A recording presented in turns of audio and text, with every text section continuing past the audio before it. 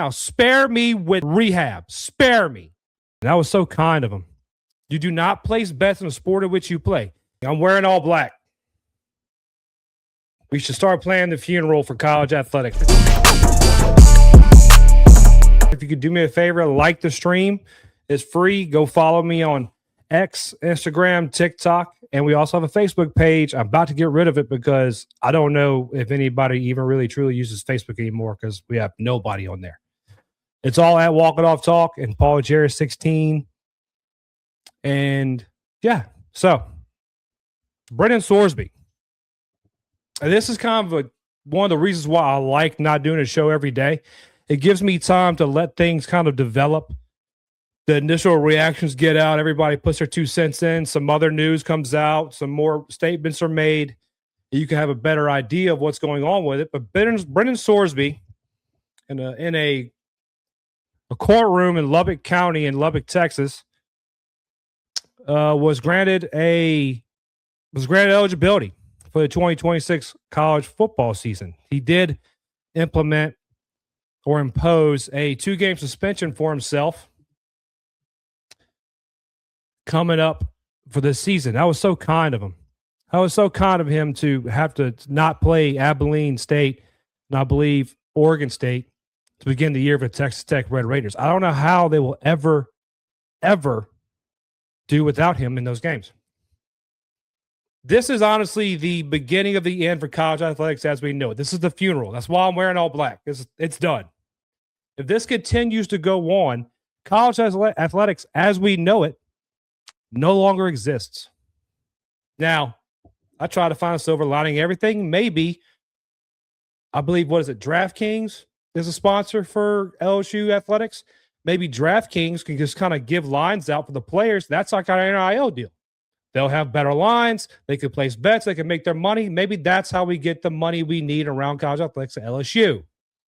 I'm joking. I don't want that.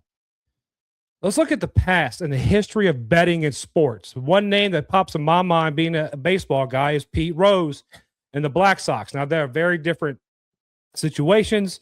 If you know the history of the Black Sox, I believe it was in the teens or early 1900s, the Black Sox threw the World Series for mafia, for betting, to make some money and get out of, make some money instead of winning a ring. And they were caught and they were disciplined and they were expelled from the game. Pete Rose placed bets on himself and on his team to win as a player and as a manager, but on his team to win. Now, the cardinal sin in athletics, period, is you do not place bets in the sport in which you play. Period. You do not place bets in the sport in which you play. If Brendan Sorsby was out there placing bets on Texas Tech, Indiana, you name it, whatever other school he played at, I don't care right now, Cincinnati, if he was placing bets on the softball team, on the baseball team, on the basketball team, I really wouldn't care. As long as it's legal in the state you live in, you're old enough to place those bets legally, I don't care. And I don't care. There was a post online from Braden Fajoko and him explaining his thoughts around how everyone's kind of, looking at this the wrong way, how he doesn't care if he placed bets. He wasn't placing bets against his team or negatively against his team. Yes, he was. Brendan Sorsby, yes, he was a third-string quarterback. He was basically a practice squad guy, a scout team guy. He was placing bets against Indiana Hoosiers and against his starting quarterback, taking the under in yards, for example, against his quarterback. You do not place bets again in the sport in which you play, period. As a third-string quarterback, you don't think he has knowledge other people do not know when it comes to betting those lines? Of course he does. Of course he does. And the evidence starting to show that maybe these bets continue to happen as he came to Texas Tech. So it didn't die in Indiana. It didn't stop in Cincinnati. And it didn't stop when he got to Texas Tech. And I'm just going to go ahead and say this now. Spare me with the rehab. Spare me. It's bull. We all know it. That was planned from his agency, from the people at Texas Tech, from Cody Campbell, who we'll get to in a minute, to try to ease this in because they knew this was going to come out. Try to ease it in. Hey, go to rehab. You're going to have irreparable harm if you can't play college football this year. I'm sorry. If I decide to go get drunk and drive home to my house, whether I get in a wreck or not, and I get pulled over and get a DUI, officer, I'm going to have irreparable harm if you arrest me. So I'm not going to be able to go home and sleep in my bed tonight. It doesn't work that way. Welcome to reality. Yes, I'm always the one on here talking about these guys are kids. These ladies and these boys are kids. Most of them aren't old enough to bet or buy alcohol legally, and we give them hell.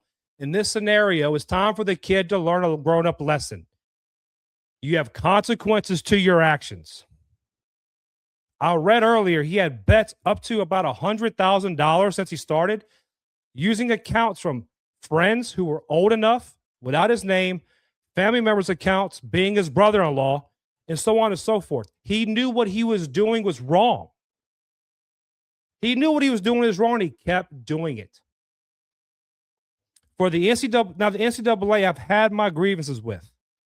I'll be honest with you. I've had my grievances with them from going back past the Will Wade situation. And the other day I made a post saying the NCAA is inept. They have no teeth. They cannot govern the sports in which they are over. They have no teeth and no recourse in the sports in which they govern in college athletics. And I was going to pull up, I had a video of this Ole Miss idiot talking about Nick Saban when he was on the Hill doing in the Senate talking about the Protect College Sports Act, which looks like Cody Campbell decided he supports now. Matter of fact, let me bring that up. Oh, wrong one. Maybe I didn't save that one. Cody Campbell came out and made a post on X today. He reposted a USA Today sports post. He said, the Protect College Sports Act is our best chance to save our national treasure. That's so sweet. He wants to save the national treasure of college athletics. Cody Campbell, you're the only booster I see coming out saying, hey, I'll buy out these teams. You're the only booster coming out and acting in that way. You're a problem with our treasure, guy. You're what's wrong with college athletics right now. Period. And you can't tell me you did not help set this up with Brendan Sorsby. I don't care if I need allegedlys or whatever like that. It doesn't matter. Don't we all find it interesting? Ted Cruz, one of the co-authors of the Protect College Sports Act, represents Lubbock County in Texas. As a senator, you know every state in the union has 2 senators, right? Every state. It's not representatives. Section he covers is Lubbock County. That's one of the areas of the half of the state of Texas. Cody Campbell has been in the right pocket of Ted Cruz this whole time. Don't we find it kind of funny that now politics are getting involved in college athletics, which I've always hated. I hated when Congress got involved in the steroid era in Major League Baseball. Athletics and government should be separate, in my opinion. But don't we find this funny now? I did not think the Protect College Sports Act would pass. I didn't. Now it's looking like it's the only way we can keep college athletics pure. Brandon Marcello of CBS Sports came out. He made a post. He said the Big 12 meeting among us athletic directors concluded. In a statement from the Big 12 Commissioner, Brett Yormark said, we had a thoughtful and productive conversation with our athletics directors today as we continue to work through the broader implications of the situation. Many of our athletics directors to voice their opinions. We will continue to have open and honest dialogue amongst the group. And until there is something to report, these conversations will remain within the conference. And he also puts next up is a meeting of the Big 12 presidents later this week. And there's been reports coming out from different reporters and different statements from athletic directors and presidents that you have Big 12 athletic directors and presidents saying, we're not going to allow Texas Tech to do this. We're going to nullify Texas Tech or anything. We're going to kick them out of the conference. We're not going to allow Brendan Sorsby to play. This is my question. Where were you this whole time until this judgment came down? this whole time, from the moment Brendan Sorsby went to rehab and everything came out about the up to $100,000 in bets, using other people's accounts, betting on his own team and own teammates. Where were you then? Why didn't you step up and say, we're not letting this happen, he's done? NCAA, we don't need you to make a ruling. We got this. Brendan Sorsby, you're gone. Go to a supplemental draft.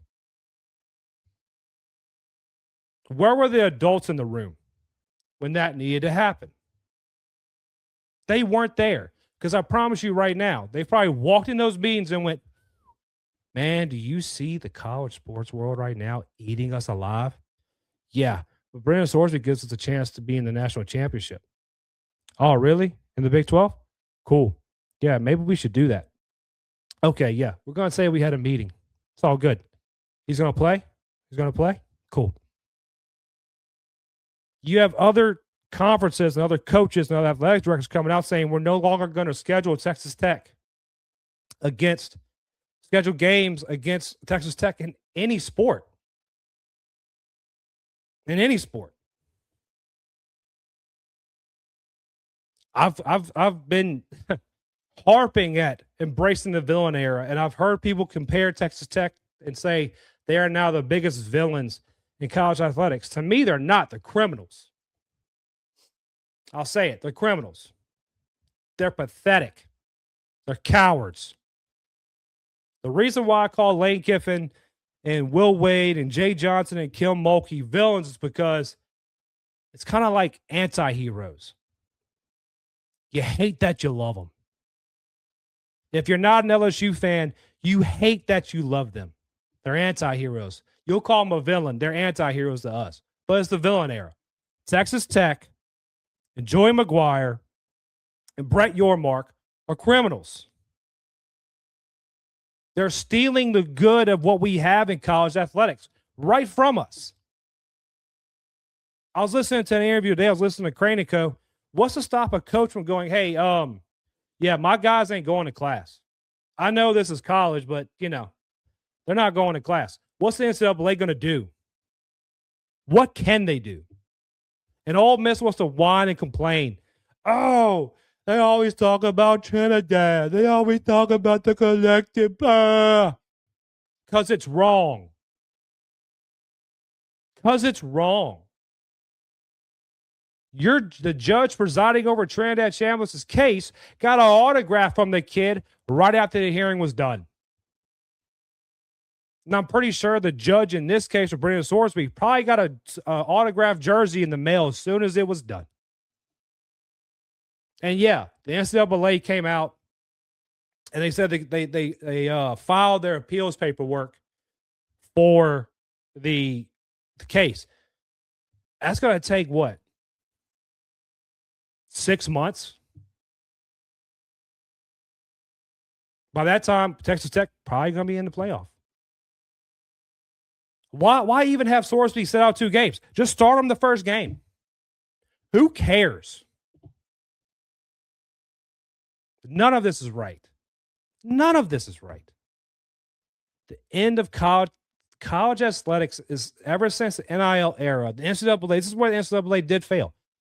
As soon as NIL era started in college athletics, the NCAA dropped the ball. They didn't put in guidelines. They didn't put in hard stops and barriers around everything to protect, the athletes and the sport. Let's be honest, the transfer portal is not a chance for kids to go and create a future anymore. It's free agency. And yeah, I love it. I love when Jay Johnson can go sit on his back porch, look at the moon, drink some orange juice, and pull guys in. I love it. It still doesn't make the fact that NCAA dropped the ball here right. And yeah, now they're saying we need Congress to help.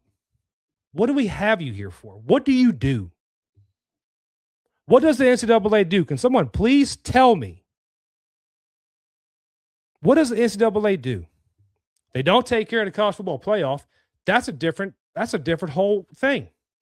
That's a whole different conglomerate of people who deal with the college football playoff. Okay, they put on the NCAA March Madness. They put on the NCAA baseball tournament. Okay, we can find somebody to do that. It wouldn't be that hard. Two monkeys and an ape in a back room in Omaha can figure out the bracket. It's not that hard. And I feel bad for the NCAA to a point because their hands are tied. Their ineptitude from the beginning of all this put them in this situation. Yeah, but their hands are tied. Like Baba in the chat said, the NCAA ruled him ineligible, but he got brought to a local court and they said, nope. They even took a Texas Tech grad off of the bench. He recused himself. He recused himself from the bench so that it would be a fair trial. And I want to bring this up real quick. I don't have it here. I'm sorry. Let me pull this up. So another post from Brandon Marcello, CBS Sports. All four justices on the 7th Court of Appeals in Texas are Texas Tech graduates.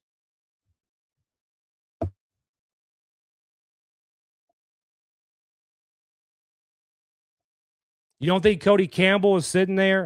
No, those judges are, I don't believe they're elected to that position. I think they're appointed by the president. So, like the judge in the initial case is an elected judge by the people. So, I heard everybody talk about it. It's career suicide, and I get it. These judges are appointed by the president.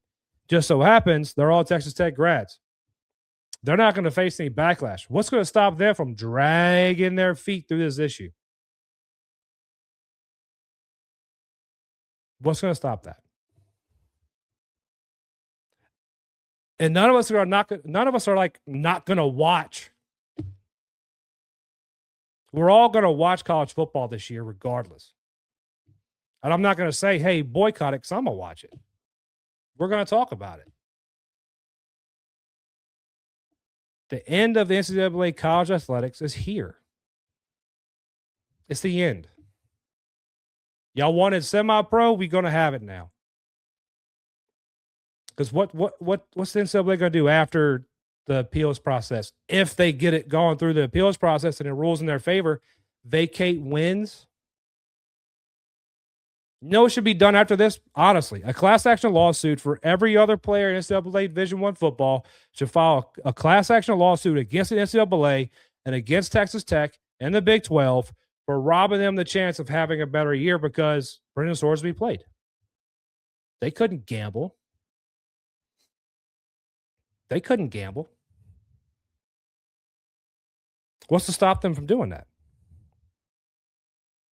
It's ridiculous.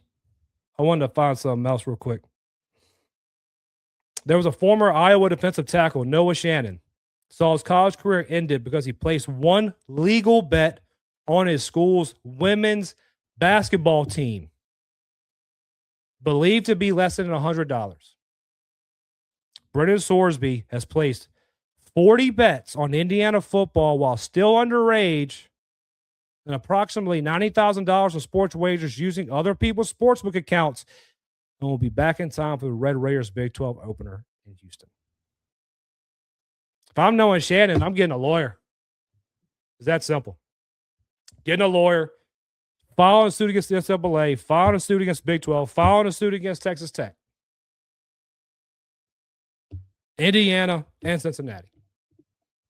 You got to have my career ended, but this kid can keep playing? No.